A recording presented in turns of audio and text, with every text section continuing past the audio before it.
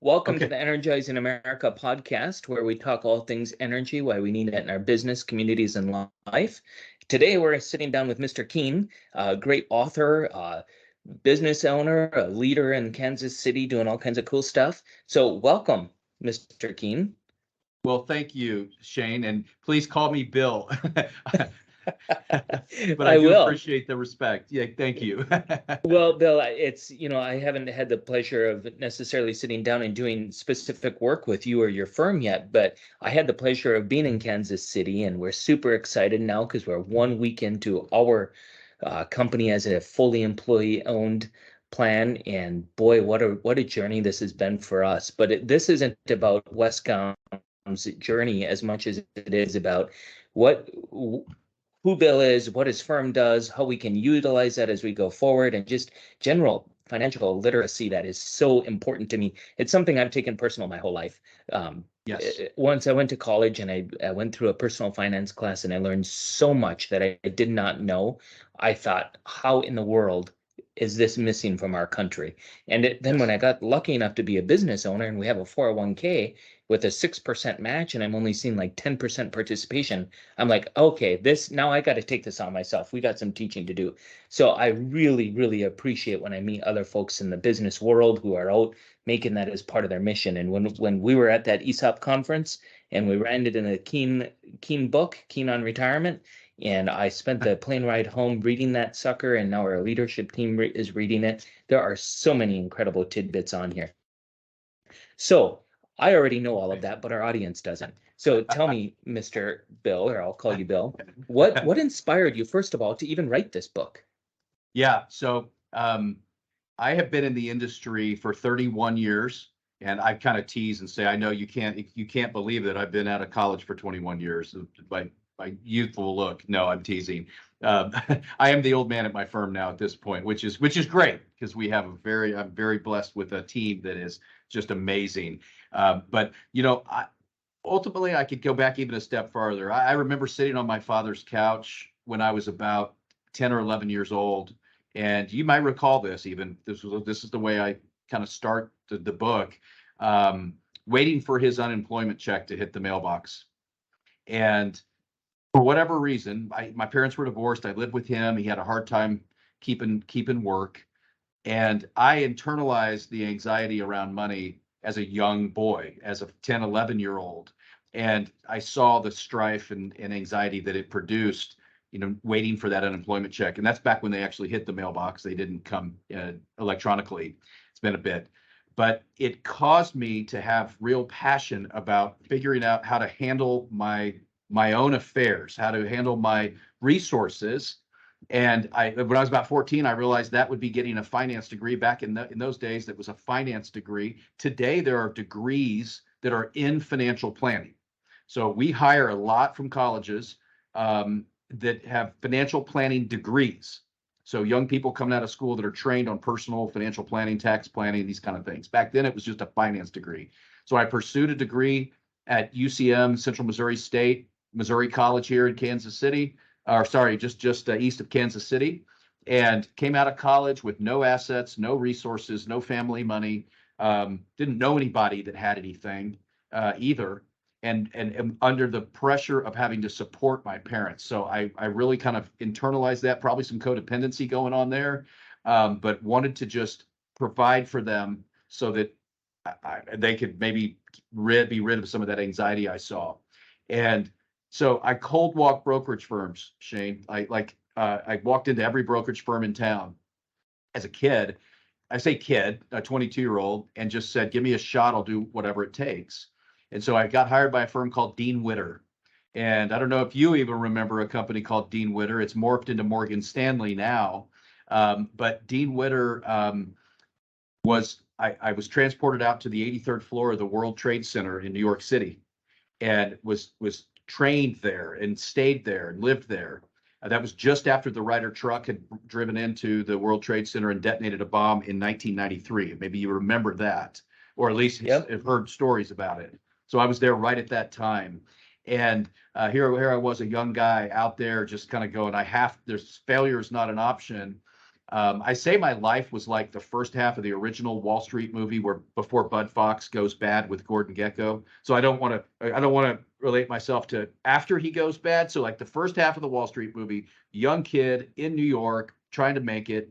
And then I say my life also resembles kind of a cross between that and the whole movie A Pursuit of Happiness with Will Smith, who portrays Chris Gardner's life, who was basically homeless and got hired at Dean Witter in San Francisco during the same years that I was there, by the way. So it was very interesting. In fact, I'm going to try to get Chris Gardner on my podcast at some point because it's a huge success story that he has.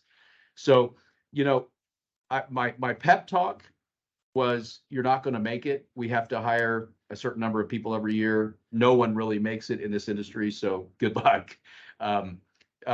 Fast forward today, I've been in the business 31 years. So I've been very blessed and very fortunate to have been able to build a team over time. Early, I realized that financial planning was important, that it wasn't just about buying a stock or some hot investment in a vacuum, that I wanted to be involved where people were investing their money for a purpose, for a cause. And typically, in my opinion, we all share one goal, and that is to someday know that we could retire if we want to, that we've accumulated enough money that we could retire if we wanted to. Some people never will. Some people have a hard date that they're going to leave. There's no right or wrong. But over my time in this industry, I just was encouraged again and again to, Bill, you got to write down the core things that you see people doing right and the core things you see people making mistakes on, and give us some examples, write it in a way that people can understand it, that they can relate to it, and that they can have some actionable items from it.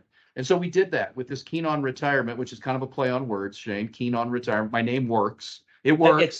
It's so good. If you would have done anything else, it would have been wrong. Thank you. It came to me in the middle of the night one night because I started the podcast. I'm a longtime podcaster, so I think my podcast, which is also called Keen on Retirement, has been out for going on, I think we're in our 9th year now, 8.5 or 9th year. And so long consistency, much like I know you have a lot of episodes out as well, which is really impressive. Most podcasts don't make it past like 7 episodes. And so to see the consistency, it's very, very impressive. But so Keen on Retirement, I got the domain name, everything was great, and we kind of went from there. The book then was now kind of a continuation of that, Keen on Retirement, and then the subtitle, Engineering the Second Half of Life. We work with a lot of AEC companies. We work with a lot of firms that have ESOPs. It happened kind of organically because there's a lot of those types of firms in Kansas City, and now we've gone nationwide with it. But so Engineering the Second Half of Life was yet another kind of cool tagline that a lot of our clients relate to, that are out there on projects, that understand what it takes to reverse engineer things, to engineer things forward, to do that type of work. So I'm so happy and grateful that you said that it spoke to you, the book spoke to you.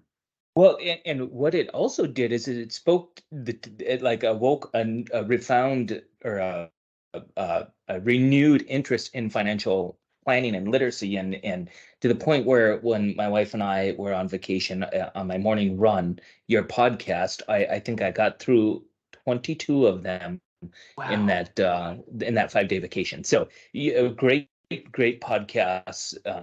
A lot of cool different subjects in there. I found them super insightful. I especially liked the random ones where you're talking about interest rates, and I felt like there's this theme that rings with me, Bill, is that both in your book and in your podcast messaging, and this goes back to our message to our teams that we left with them this week when we announced our ESOP. Time plus hard work equals a win. There's no easiness in this whole thing. It's Yes. time and it's hard work, and then there's a win that follows.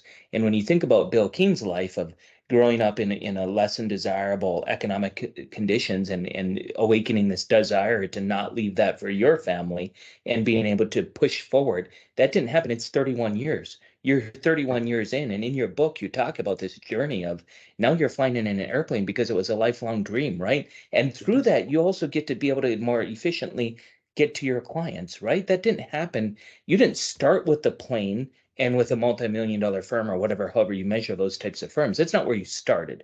You started way back here. And I think it's so impactful when we can share that journey. And it gets sometimes I get frustrated with this, or my brother and I would get frustrated that we would have folks who just thought we woke up and here we are. And Right. it's like, no, no. So I was the first one to go to college in my family out of nine. I had Wow. to pay my whole way. I had to force my way through it. I was married. I had a couple kids. By the time I was done with college, I had nine kids, or Wow. seven rather. Ended up with nine Nice. total. So seven Nice. kids, and it was much the same. You push and push, but people join you after all that time is done, right? They Yes. join you after that time. So you just have to do a better job of telling the story, which I thought you really captured so nicely in the book. And with it also, if we just share stories without any inspiration, it doesn't do anything, because now you're just another bobblehead braggart. Like, yeah, of course it was easy for him, right? He hit good luck, he went to Wall Street, he had New York, he ran into the right firm, the right person. But if you leave folks inspired, reminding them that no, this literally can be you and you can go do it, I think that's when the message rings. But one thing I Yes. didn't really catch quite in your book, Yeah. what did your parents, how did they feel when they seen their young man go out and knock on all these doors and all of a sudden come home and say, "Hey, by the way, I'm moving to New York City." How Yes. did they feel then, and how did they end up feeling about your career path? Yeah, it's amazing. It's that so they were amazingly proud, first off, to see it. They said that they weren't surprised. I remember them saying that. Like they said, we knew that you were going to figure this out.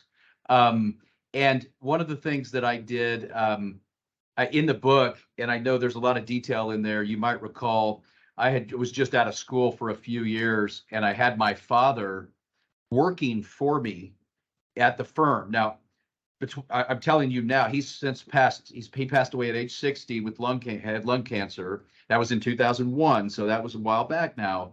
But I had him working in the firm for me, and with all due respect to him, at this point, I can share with you that I didn't really need him there. Okay, I didn't need him at the firm, but I created a position, and I had three young kids at the time, and I didn't really have the resources to have him on payroll. I really didn't, but I created a computer operator position and had him come in, um, and he was able to work there and have insurance through the firm at the time. And I'll never forget because the medications he was on, he had a lot. His teeth had kind of decayed away. You know how when folks take a lot of medicines, their teeth don't look. It can get tough. I was able to get him new veneers on his teeth. Okay, I was able to get him veneers, and it changed his life to have those new teeth and to work at Keen Wealth. And most people that we introduced ourselves to thought that he was Mr. Keen and I was working in his firm. And I never changed him. I never corrected that. I just let them think that. And when he did get lung cancer, he was one of those guys back in the day that smoked for 40 years. Just, that kind of was how it was back in the 50s, I suppose.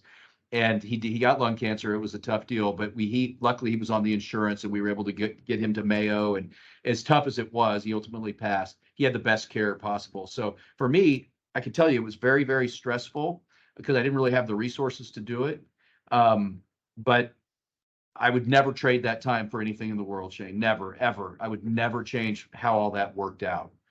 Right. And then my mother recently passed about 2 years ago, and I was able to help her over all those years be financially secure. And now at this point, I had the resources, but Yeah. it was just something that, your question was, how did they respond? Well, they were very grateful and very proud.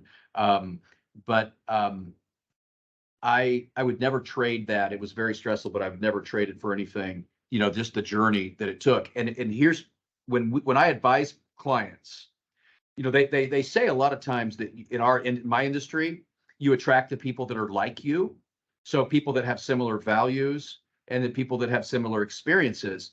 So I relate to people that started with nothing, that had to live within their means, the normal man and woman that had to go out and figure this out and work hard, just like you said, over a period of time and build their situation, work to get what they want. I don't relate to people that are big inheritors of trust funds or lottery winners or professional athletes that had this huge amount of money. Now, some of the athletes worked hard to get that, and that's different. But people that have wisdom from a journey of hard work and personal responsibility, that's who I relate to. because of my Interesting. experience, I think, right? Because Yeah. I mean, a lot of people like you hear this new thing, failure to launch. I mean, we talk about failure to launch with these kids, we got to get them going and get them all that. And my kids grew up very different than I grew up. So I've had to be very careful with, kind of how I do that, but they all went to school. They're all professionals. They're all homeowners. They've done very well. So I feel good about supporting them now. But there's a real thing right now where people that are trying to retire, this failure, their kids aren't out of the house, and it's compromising their retirements. So it's just a fact. And one of the things I'm passionate about, helping people take responsibility for your situation and I, make it I fun. loved I loved that in your book about reminding folks that that's not their job. They've moved past that, right? And so it can be hard when you're at that age and you have the resources to help the child, but you got to think a little bit beyond that. The best way to help some people is to not support them financially, right? And to Yes. get them out and to do the right thing. The reason why I asked about the parent is because clearly a person has their nature and you were out just you didn't want to end up in a bad situation, so you were maybe even more driven and we're going to go the other extreme, right? But it's really remarkable in your book when you speak about your mother and your father and their impact and your aunts and these Yes. different folks who led you along the way.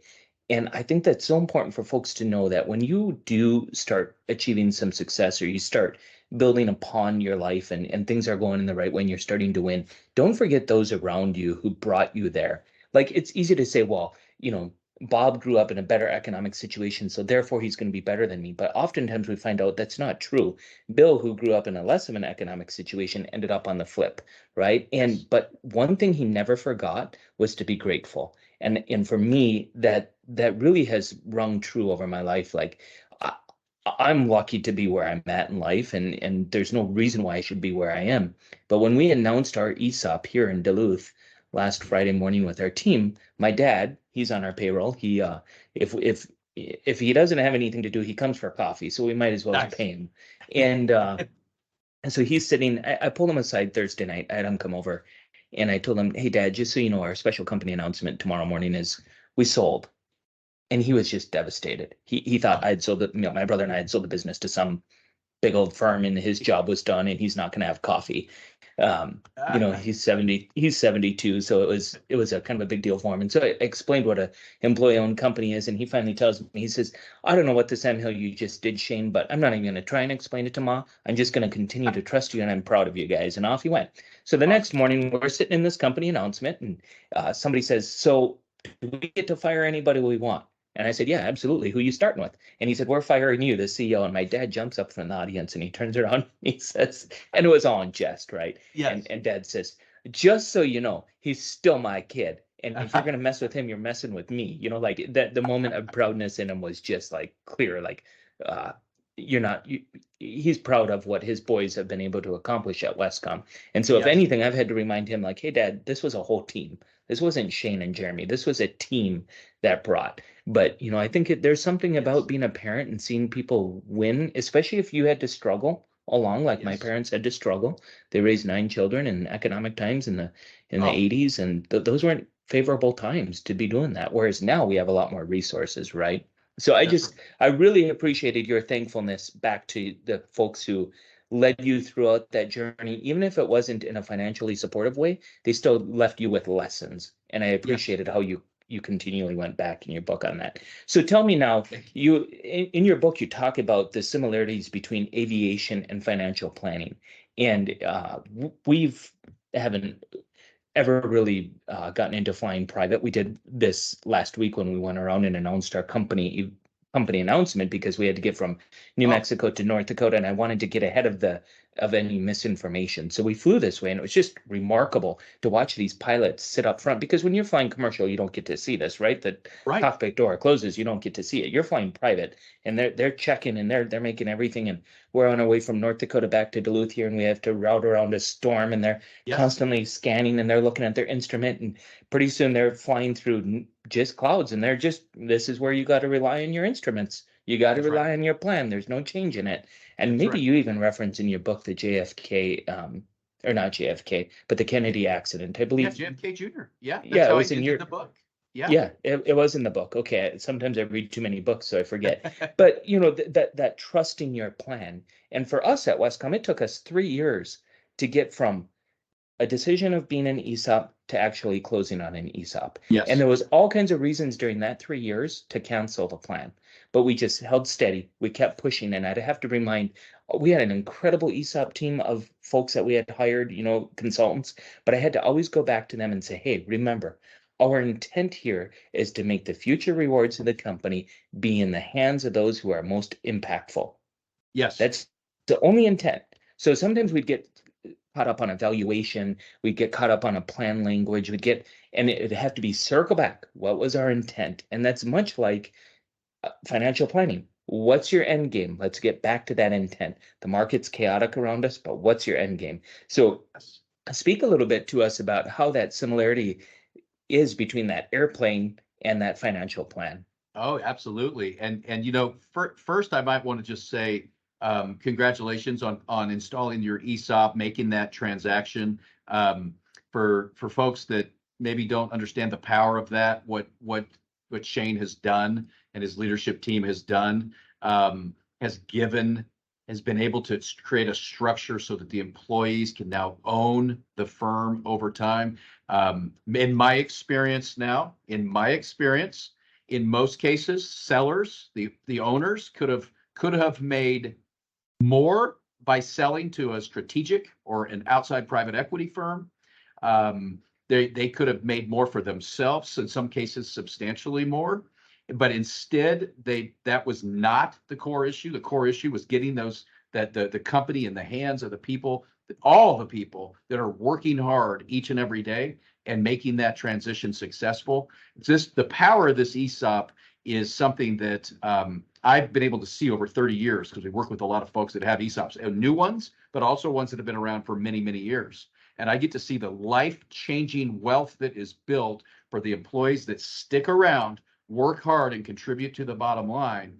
That is, again, it's life-changing. And so please don't miss that, our listeners and viewers here, that are our audience that's hearing that. This is a huge deal and decision that you've made, Shane. So congrats on that, sir. I honor you for that. I honor you for that, because it's not a financial decision. It's a decision about your culture and your team. So going back to the airplane, yes, it's so interesting. I always tell folks, the story about the inspirational story about starting somewhere and then achieving something out into the future that's inspiring to us, and really trying to bring the best version of ourselves to our family, to our communities, to our companies, to our kids, to the charitable causes that are close to his heart. We can't do that. We cannot bring the best version of ourselves to those things if we're riddled with strife and anxiety and we're unsure about where we're headed. It's just around money, especially. So does money buy happiness? No, money doesn't buy happiness. But in the book, I do quote a study that says actually money does buy happiness up to a certain point. We're calling it 80 to 100,000 a year. Money buys happiness because it gets our bases covered. And a new study came out that said it could be a little more, but that people that are toxic and disrespectful, no more money helps them. It makes it worse. So you're just more of what you are at that point. But anyway, that's a sidebar. But when we think about what are we doing and what are we trying to accomplish, the beauty of the financial planning process, exactly like the flight planning process, is we have to go out, and it forces us to go out into the future and say, where are we headed? Exactly where are we headed? Now, there are days where I can go fly and it's a clear day. There's no clouds in the sky. I don't even have to call air traffic control. I can go up on what's called a VFR flight plan, visual flight rules, and I could just decide to leave Kansas City and come up and see you guys under Class A airspace. I'd have to call a tower once I got close to one of your towered airfields, let them know I'm going to land. Other than that, I could just fly around. Okay, sometimes we do that for training purposes and others, but most of the flights we're taking, we're going to a destination. We're on a mission, and we have to put a destination in there. And it's very similar to financial planning. It forces us to get out of the day, out of today, out of the busyness of today, and look out in the future and start to imagine and create with inspiration what we'd like our life to look like. Nobody does that. Hardly anybody does that, where we really sit down and say, what do we want life to look like 10, 20 years from now? Maybe even longer. Very few people do it. And so I'm in a unique position as a financial advisor and my team to help shepherd that process with all these very fine people that we work with, salt of the earth folks that need like a forum and permission and a process to say what inspires you. What about your family? What about your health that are you missing right now? Like what are the things that you want to be? Who do you want to be 15, 20 years from now? And then we work a plan and we reverse engineer it, just like we reverse engineer a flight plan. Now, I talked about flying on clear days, and that's one thing. But if you get into the clouds, now all of a sudden things change quickly. There was a study out, and in my book we mentioned JFK Jr. Yeah, we just already mentioned that, where he got disoriented. If you're flying on a clear day and you can see the horizon, your body adjusts to the horizon, and it says this is how we keep wings level. But if you go into a cloud, imagine driving down the highway at 70 miles an hour, and all of a sudden all your windows fog over, and you don't have any coordinates to operate from. You're just now you can't see outside.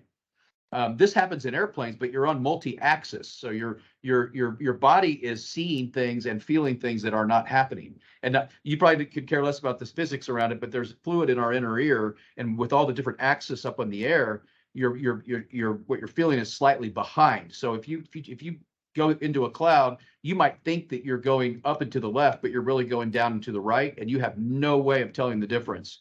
And so if you're not trained to fly by those instruments, like your life depends on it, you will correct something that's not there, and within just a few minutes, you'll be hitting the ground. Like, it's that bad when a pilot that's not trained to fly by instruments gets into a cloud inadvertently. And that's what happened with JFK Jr., by the way. In the US, we're allowed to fly at night without having an instrument rating, as long as you can see the ground by lights or the moon. So in Europe, you're not allowed to fly at night without an instrument rating. In the US, you are, but you have to make that judgment. We call it aeronautical decision making. You're constantly making decisions.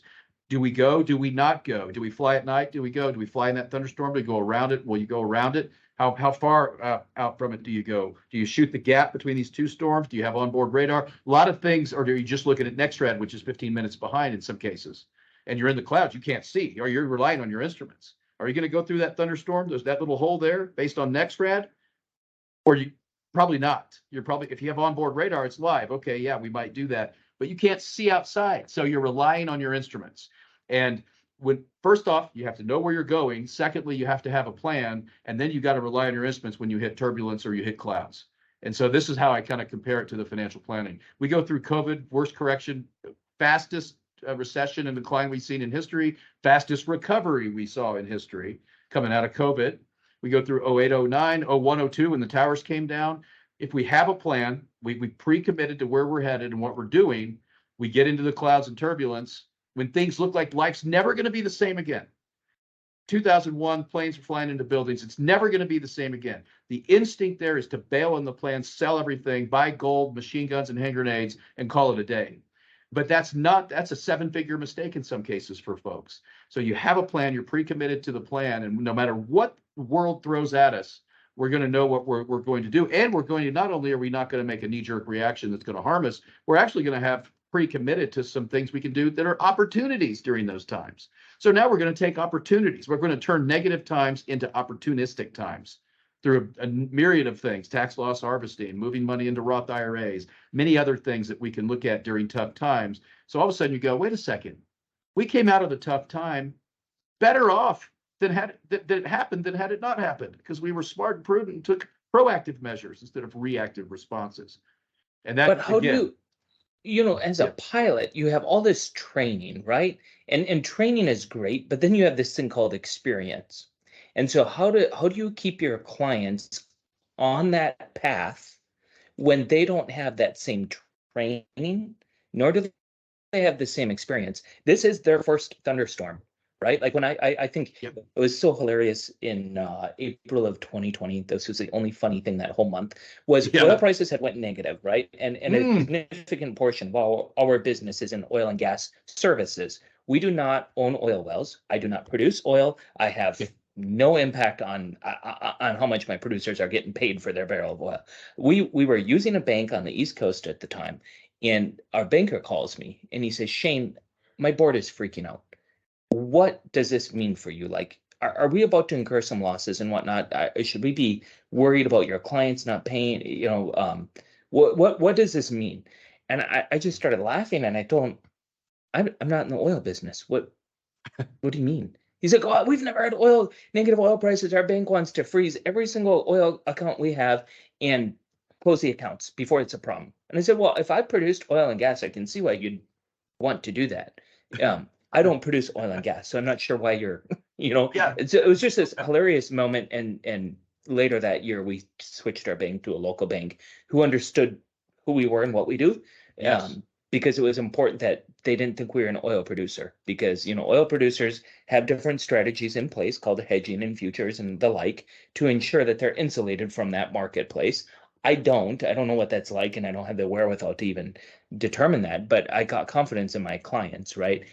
But we are a service provider, not an oil producer. So that moment of terror that banker was feeling, we had a lot of conversation that day. I think I was on the phone with him for a couple hours, and I was telling him, hey, back in 2015 we had an oil crisis, 2008 we had an oil crisis. There's been many different times where there's been these slowdowns and whatnot. And I said the only difference between my confidence level and your confidence level is I have experience that you don't have. And so I've gotten to the point where I like to screenshot whenever the latest bad thing is happening and the world is ending. I screenshot it. So when COVID hit, we went back to our 2015 screenshots of the price of a barrel of oil and how North Dakota was going to go away. There was never going to be another ounce of oil produced in America. And we reread those things. And Yes. then we said, remember, no, we just closed 2019, our best year ever. Like there is going to be good things. This will be a bump in the road. We will overcome. But it was experience that helped 2020's slowdown be way more comfortable than the 2015 slowdown. So how does Keen Wealth Advisors ensure that their clients, how do you keep your clients on that path in that thunderstorm going on around them? Yeah, I love you relating it to the business and the practical applications that you were having to deal with at that time. And you talked about the belief, the faith. I think you said faith or belief. Confidence is I think the word you used. And if you go to Keen Wealth's website, you'll see the first thing that comes up is it says inspiring confidence today and in your future, because we sat down and said, what is it that we actually do for people when we're running through? Oh, yes, we're going to save taxes. We're going to be proactive on the tax planning. We're going to figure out how much somebody needs to live on. We're going to look at what their Medicare and health insurance needs are. We're going to look at Social Security. We're going to look at all the how things are titled, estate planning, legacy issues, how things are invested. But the reality is, take it one step further. Yeah, we do all that. We do it really well. We have some of the best professionals anywhere, most compassionate, most humble professionals. But what we really do is inspire confidence. That's really, if you take it another level deeper, we no one wants to live in anxiety and strife. And people that have money, what I've seen is some people that actually accumulate more money end up getting more anxious, making sure they don't lose the money than they were before in the building stage, because they feel like they didn't really have a whole lot to lose. We're just still building now. Oh my gosh, we've now acquired capital. I'm going to be nervous and anxious about it. And so that inspiring confidence is huge. And there's a point where here's a couple of things that I would say. A lot of the people that we work with are salt of the earth. I talk about started with nothing and built wealth over many years.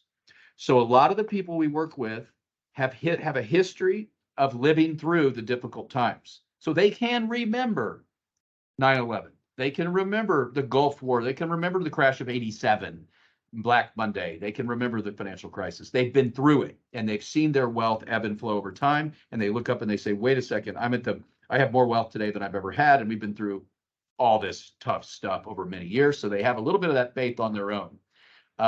But it doesn't, once somebody retires, even people that have that type of history, they still are like going, well, wait, my paycheck's not coming in anymore. So this asset that I've built's got to last the rest of my life. And I can't afford to lose it because I don't have 40 more years to make it back. And that's a legitimate concern. So a couple of things that we do. So here's one of the exercises that I asked somebody to think about. When we're going through a difficult time in the market, and right now at the time of this recording, we're kind of coming back off of a bear market of 22, and where things are starting to come back now pretty nicely here mid 2023. But one exercise I ask people to do is go back to the date that you were born, because most people now have their assets invested in the equity markets and the bond markets. We call it the capital markets. You're owning stocks of companies either through individual securities, indexes, or mutual funds.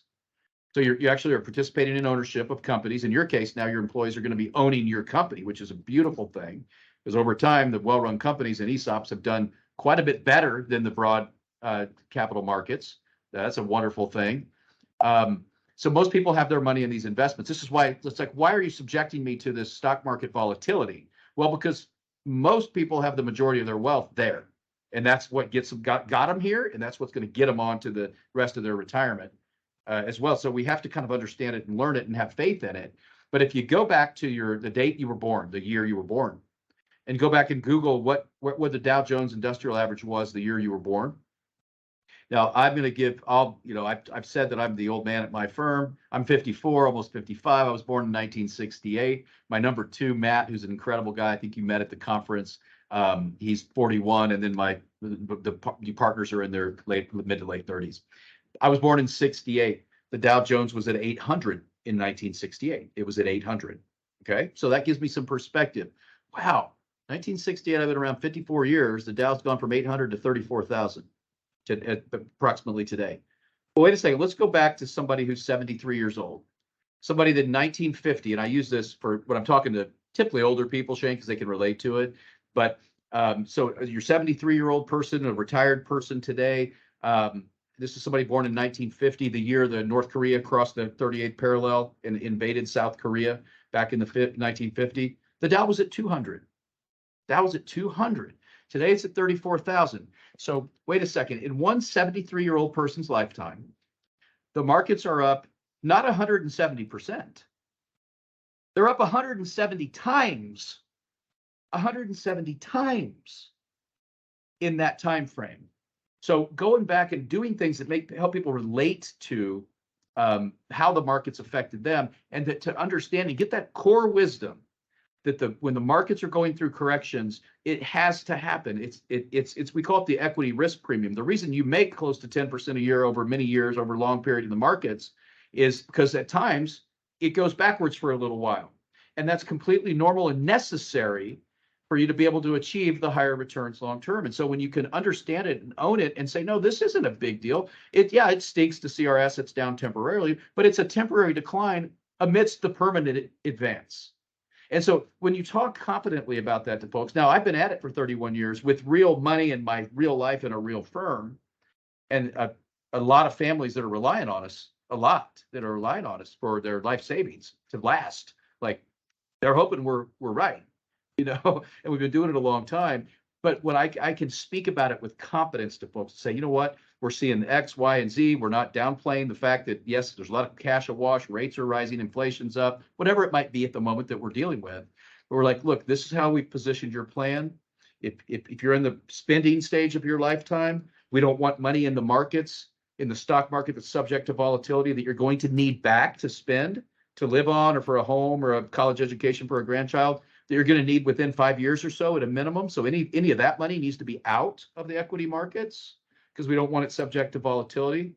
But the rest, we're excited about the volatility in the markets because it gives us a chance to smartly and prudently rebalance things.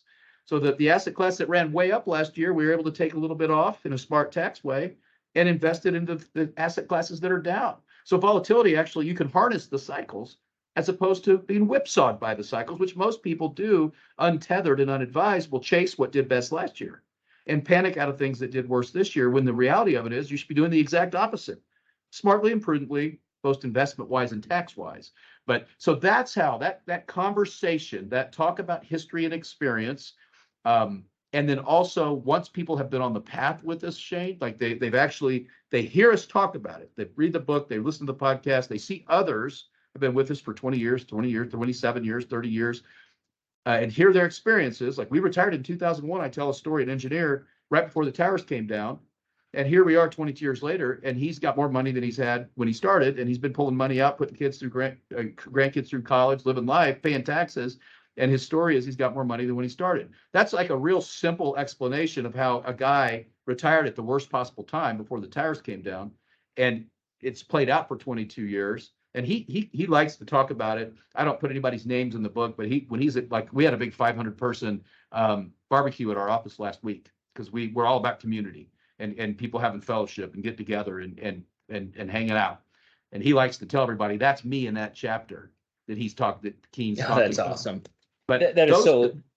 all that stuff, Shane, is the way we build faith and confidence in our clients. And it's so cool that you said it, because like the whole thing we realize is what we're in the business of doing is, yes, through all this competent preparation, planning, and investing and all this is inspiring confidence today and in people's future.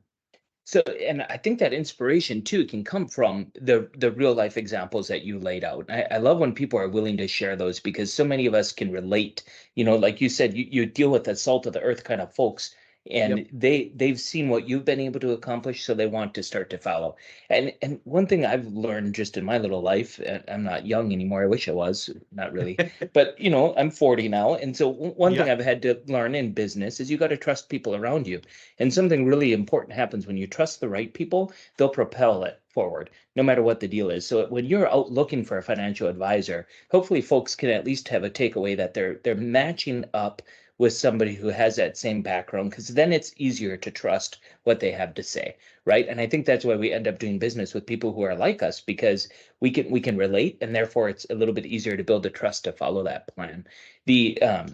folks, we put ourselves in a cabin of a standard commercial aircraft. You have your entire trust in that pilot up front. You might not have realized that, but your entire life is on that guy, because I just seen it when I flew home and we had to go through these clouds, and the folks, they're relying 100% on that plan to get us safely home.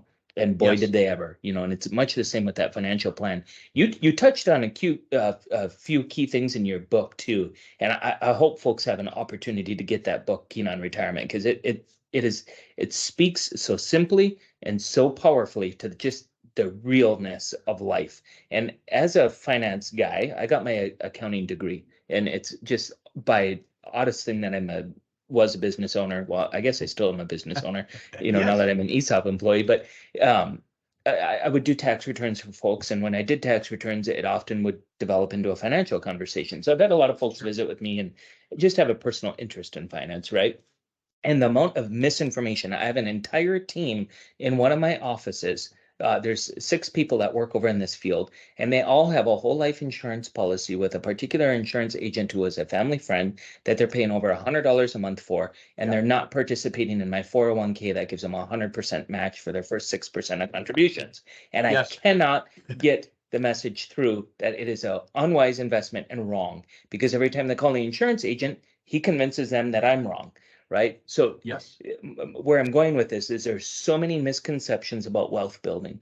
There's so many misconceptions. What do you oftentimes have to come over with hurdles with people, or what are some common ones that you feel like you have to get folks to come over? Yeah, for sure. Well, one of the things is when you think about that concept you just mentioned, um, you're allowing people to put money away pre-tax. So a lot of times when we're talking about retirement, folks can think that's way out in the future. And I have to go back to, like, what's a practical example? So I have a blog, and I've been doing blogging for like 7, 8, 9 years as well. And every week we do a blog, and then every other week's the podcast. So that's kind of the rhythm on it. I did a blog one time on why does it feel like time passes so much quickly as you get older. Everybody can relate. Everybody says it. Oh my gosh, time just flies. Well, when you have kids, you kind of start marking time differently because they're growing like weeds or whatever. Next thing you know, they're graduating, getting married. But it does feel like time passes faster when you get older. It doesn't, but it feels like it does. But we all would agree time passes quickly, whatever, whether it's quick when you're young or not or old. And so here's the question that I pose. Are you going to make time your friend, or are you going to make time your enemy? Because we're all going to end up, if we're lucky enough, out at an older age, out at a different time in life where now we would like to have some resources saved. So the question is, are we willing to make it a priority? Are you willing to make wealth building a priority to you? We don't have a minimum at Keen Wealth Advisors. A lot of these firms are like, yeah, if you don't have a million or whatever, we're not going to talk to you. And I've created a firm that I've got enough junior advisors that I can help anybody. It's not even about the money for me anymore. It's not even like that. It's more about like if I can make a meaningful difference in somebody's life, that like a little switch, like a 3 degree, like it's like flying a 3 degree move today 500 miles out is a huge difference in where we're going to end up. And the same thing for financial planning. A 3 degree change today on the positive is like this massive difference. It's a 7-figure difference 30 years out. And if I can help a young person just get their head right on this stuff and say, look, think about where you want to be out in the future. You have to learn to start investing regularly, automatically first. And the 401k that you mentioned is a perfect example of that. You have the money come out of your paycheck before taxes and before you even see it. And it's very odd, but even people that have a ton of wealth, they still like to have a certain amount of money deposited in their checking account every month, even though they could spend a lot more, because it's like a budget thing. It's like, I know we've got millions over here, but just put X amount in my checking account every month, and I'm just going to spend that money. And if it's gone, that's kind of my limit. I could probably spend more, but I'm not going to so it's the same concept. Doesn't matter how much money you have, doing things automatically first. And then if you can do it pre-tax, it's a huge deal. So if you're making a decent amount of money, you're paying a lot of income tax, you put money in a 401k, a third of that money would have gone to the government. And instead it went into your retirement account, and it's going to compound over time. That's huge. Just that one thing. And then if you have a match, like you guys have such a generous match. So another thing I can see about who and what you are and your culture, giving 6% match is huge. I don't see that hardly anymore anywhere. If any matches, the way that things have gone, so that you're doing that for your employees. So somebody can put in 6% of their salary, get 100% return immediately. And the money they put in was pre-tax, and the money you're putting in is not taxable to them. And then that money grows and compounds. So we're talking about things that are myths, if you will, and problems, but really it's just like understanding this core wisdom. Now, here's another thing. Let's say that somebody, I don't know how much we waste every month on money, every month in our money, going out to dinner. I don't even know, this crazy thing where they deliver food to your house. I'm telling my wife, we have resources, but I'm telling her, because I grew up poorly. So I'm like, I hate it when I see a water bottle half drank. It's like, guys, that water bottle probably costs, I don't know what it costs, but drink the whole thing. Don't just drink half of it. I'm paying for that. I don't even know. I'm not trying to be obsessive on it. Why are all these lights on in the house? Like, why are all these lights on? Like, shut the lights off when you walk out of a room. Like, be respectful of resources. And now this thing where they deliver food to your house, it drives me crazy, because I'm like, we get a lunch that costs $8, and gosh knows what it costs to deliver. I don't even want to know. Okay, it's like, don't even tell me. Don't even tell me what that costs. But here, my point is the money we waste every month, and I don't want to say waste, but the money that slips through the cracks. So I ask people, especially starting out, but even as they're approaching retirement, when they're trying to figure out how much money they need to live on, because it's important to know. Like, we don't want to get out to retirement, have somebody retire, and then say, well, we thought we needed $6,000 a month, and it's really $9,000. The answer would have been maybe don't retire quite yet. I mean, so it's important to know this information. When you're younger, it's like you got to know where your money's going. So you have to do, it's almost like a business. You do a net worth statement, and you do a cash flow projection, and you look at what am I making and where's it going, and that includes having to sit down and look at where every penny goes for at least 60 days. I ask folks to do that. I don't ask them to change anything. I'm not asking them to do anything different. I'm just asking them to get aware of truth. Because nothing can start until there's truth about where you stand today. And what we find out invariably was people tell me they can't save money, they're behind every month, they can't do it, it's super hard. They find out that $300, $400, $500 a month go into this stuff that I just mentioned, like eating out, Starbucks, whatever. So $500 a month at 9% over a 30-year period is $915,000. If you're able to say, well, wait a second, $1,000 a month, if Shane's going to give me 100% return on my first 6%, and the government's going to give me another third of it that I would have paid in taxes of what I put in, I mean, you could get to $1,000 a month pretty quick in a 401k, and it's growing tax deferred at 9% in 30 years. It's $1.8 million. You would have to fight to not be a multimillionaire if you got started early and stayed committed to it. But no one's telling anybody this. No one's helping people get inspired and understand it. So those are some basics. We could talk about tax planning as compared to tax. You're an accountant, so when we do our taxes, we're just reporting history to the government. We're doing nothing but reporting what happened last year.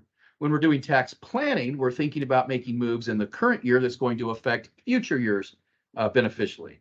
So tax planning is something way different, completely different than tax preparation, which is just reporting history. So there's things that we have to help people get out ahead of and take advantage of. And if you aren't staying on top of it, you're not going to know. Finally, the last thing, and you run the risk talking to me, Shane, because I'm super passionate about what I do. You run the risk of your podcast episode running way long. I'm trying to be respectful though, and but I'm trying to also give you information that's actionable too today. But a lot of people are afraid of the volatility in the stock market. So either a parent or a grandparent had a bad experience.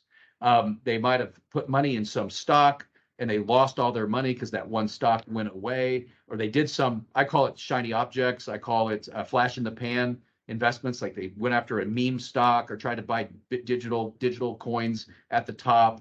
They're trying to do things to take shortcuts we talked about earlier.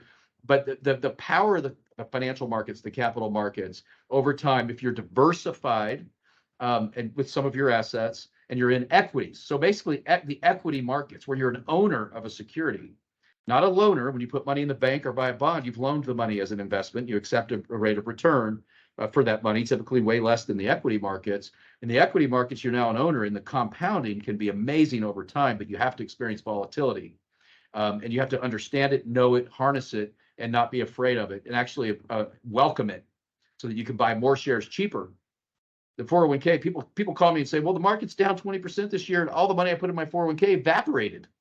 It went away. I said, no, quit looking at the value. Look at the number of shares that you own. The number of shares is the important thing. And not only because they were going to stop putting money in. It's like, oh my gosh, it's the opposite. Increase your 401k while the market's down. It's a sale. It's a sale. Increase it. When you get older and ready to retire, we'll worry about pulling some money out and putting it on the side that you're going to need back within 5 years to live on. But until then, be 100% equities. And if you have the opportunity to be in an ESOP where you have the power of that compounding, and an ESOP, especially a new one like you've got, it's so exciting. It's hard for me to even contain it because the wealth building mechanism that's in place is amazing, but people have to understand it, be excited about it, know what they're dealing with. Well, I think that's what's been ringing true with me during this podcast episode and in the books, the podcasts I've listened to of yours, is this inspiration to be confident in your plan. But folks have to start with getting that plan together. And I think that there's a lot of quick satisfaction today. We live in instant gratification. And Yep. so I can go buy some Bitcoin and then I can make some money, right? I literally had this conversation with one of our fellows that, wait a second, you're not investing in a 401k, but you're investing in Bitcoin. And now, especially over the last year, your power bill is $800 a month.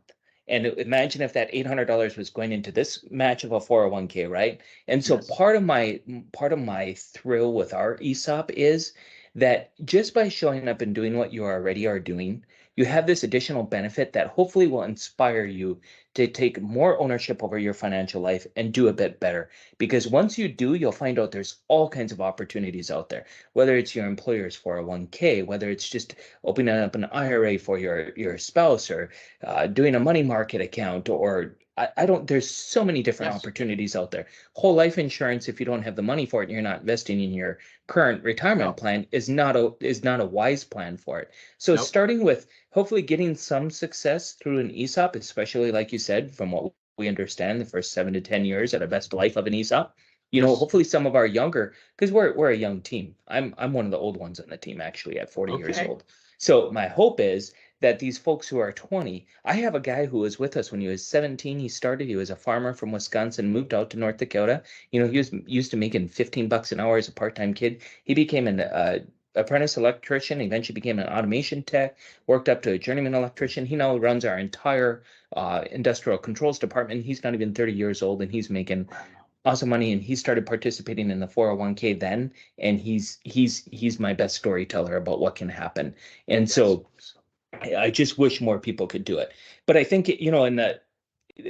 if I could just in two things say, one is thank you, Bill, for pushing through the challenges that you had. And no doubt, I know by owning my own business, what those challenges can be like. And I can only imagine in all the volatility of being in the markets and the different challenges that you've had to overcome and keeping clients on the straight and narrow and Yes. and winning on that. So, and then more importantly, for sharing all of that information with us. I think, your book, even at the ESOP conference, people were able to pick it up complimentary, and hopefully somebody grabbed it and it inspired something within them. Because ultimately, I think you've kind of spoke about this in your book and in our podcast, that when your basic needs are taken care of, there comes to be, where does the rest of the fulfillment come?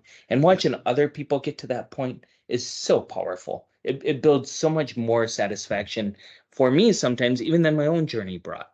Like Yes. it's more fun to watch somebody else win than to ever think, because I don't know if we ever know if we won, but it's easier maybe to gauge somebody else's ball game and say, oh yeah, Yes. they clearly won, than it is to look in the mirror and know for sure if we won. So one, thanks for everything that you've done and for sharing that information. And then two, very much thanks for just being factual. I love when I can pick up a book that doesn't say you can 10x your earnings, you're going to be an amazing individual. No. Let's do this. Let's develop a plan. Let's keep it real and let's do the right thing. It's been really cool. So thank you for what you're doing. Wow, you're very, very welcome. I mean, that means a lot to me to hear coming from you. I know the risk, I know the sweat, I know the things you've had to do to get to where you're at today. And so I have a deep respect, honor, and acknowledge that. I wanted to make an offer to your audience. I'm so impressed with what you all are doing. If anybody that's listening to this would like a copy of the book, Keen on Retirement Engineering, The Second Half of Life. Second edition just came out about 4 months ago, maybe 5 now, maybe 6 now. Gosh, time flies, like I said earlier. Um, hit bestseller on Amazon, the second edition as well. So my team is prepared. I'm prepared to provide one of those free of charge to anybody who you send me an email at bkeen@keenwealthadvisors.com and just say you work with Shane. You heard it even on Shane's podcast, and I will personalize one and send one out to you at my expense. What an That awesome means that offer. much to me to make a difference in people's lives. And if it makes a difference in your life, send me a note and let me know. That's all I ask. That's awesome. That's very generous, Bill. And I think I was, as you were talking earlier, I'm sitting here thinking, boy, I could do hundreds of hours of these. And my dream is someday when I decide that I want to retire, which I always said I was going to retire when I was 40. I hit 40 and then I actually end up selling my business. And I'm thinking, well, by golly, in some way I could retire, but I'm having way too much fun. So I don't know if I'll ever retire. I'm one of those guys you talked about earlier. Yeah. But one of my passions in life is this personal finance. So I could go on and on and on for hours about this. So I think that the offer is awesome. I hope folks take you up on it, because there's a lot of good nuggets in there that they can carry forward with them. So thank you very much for what you're doing. Let's make sure we both continue to message this out, because it's important stuff. And congrats on your book, bestseller on Amazon. And folks, it's a website worth following, it's a podcast worth listening to, and it's definitely a book worth reading. So kudos to you, Bill, and let's stay in touch as we go. Awesome, Shane. Thank you so much. It was a real honor and a privilege to be on your program and get to talk to you today. Thanks.